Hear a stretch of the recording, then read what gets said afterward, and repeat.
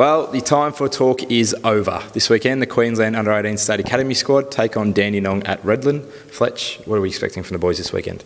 Oh, look, it's a really competitive competition, the TAC.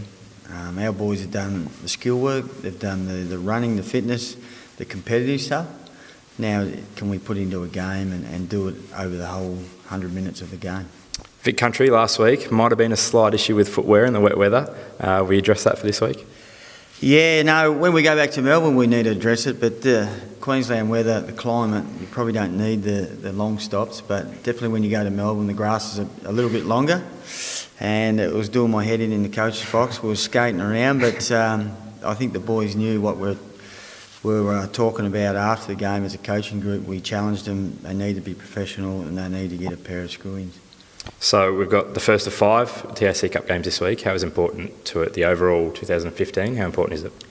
Oh, it's extremely important. The more competitive we are, the more games we win, the more opportunity our Queensland kids get. So that's what we focus on. And obviously we don't go into the game to win it. Obviously we don't tell the boys that, but what we do is we set up some really high benchmarks, and as the game goes on, hopefully those benchmarks will get us into a position where we can win the game, and that's what it's all about. How confident are you? How are you feeling going into tomorrow? I'm really confident. I think we've got a really good team. We've got a very balanced team. We've got talls and smalls and rangy types.